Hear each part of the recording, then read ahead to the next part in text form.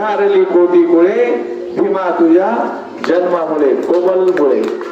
पण लाखो घरांना पिढ्यान पिढ्या पुरेल एवढा प्रकाश देऊन गेला परमपूज्य विश्वरत्न भारतरत्न बोधिसत्व डॉक्टर बाबासाहेब रामजी आंबेडकर यांना महापरिनिर्वाण दिनानिमित्त विनम्र अभिवादन करून मी माझ्या भाषणाला सुरुवात करते. अंधारात दिला त्यांनी वाट दाखवणारा दिवा, अंधारात दिला त्यांनी वाट दाखवणारा दिवा, अन्यायाला दिला त्यांनी संघर्षाचा शिवा, समतेचा मंत्र दिला जगाला भारी. बाबासाहेब म्हणजे क्रांतीची तयारी, बाबासाहेब म्हणजे क्रांतीची तयारी.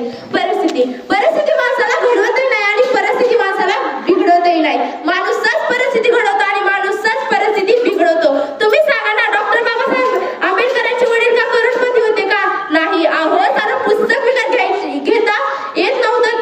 अहो साधं पुस्तक विकत घेता येत नव्हतं. बाबासाहेबांना वाचण्याची आवड होती पण पुस्तक विकत घेता येत नव्हतं. एक वेळ डॉक्टर बाबासाहेबांचे वडील एक वेळेस स्वतः उपाशी राहायचे पण पोराला पुस्तक आणून द्यायचे.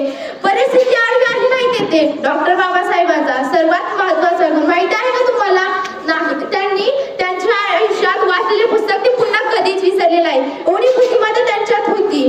ती का वरतून आली का? नाही. ते म्हणतात मी कमावली. कशी कमावली? माझ्या परिस्थितीने कमावली. माझ्या वडिलांची आर्थिक परिस्थिती अशी नव्हती की मी एखादं पुस्तक विकत घ्यावं. त्यामुळे जेव्हा एखादं पुस्तक माझ्या हातात पडायचं त्यावेळी मला वाटायचं हे पुस्तक आता हातात पडले. उभ्या आयुष्यात हे पुस्तक माझ्या हातात पडेल की नाही हे मला माहित नाही. त्यामुळे आताच वाचूया की पुन्हा वाचण्याची गरज पडणार नाही. कुरान कहती है मुसलमान बनो, कुरान कहती है मुसलमान बनो, बाइबल कहता है ईसाई बनो, भगवान की भगवदगीता कहती है हिंदू बनो, लेकिन हमारे बाबा साहब का संविधान कहता है मनुष्य बनो, लेकिन हमारे बाबा साहब का संविधान कहता है मनुष्य बनो. डॉक्टर बाबासाहेबांचा अंतिम सल्ला हाच होता की शिका, संघटित व्हा आणि संघर्ष करा. शिका,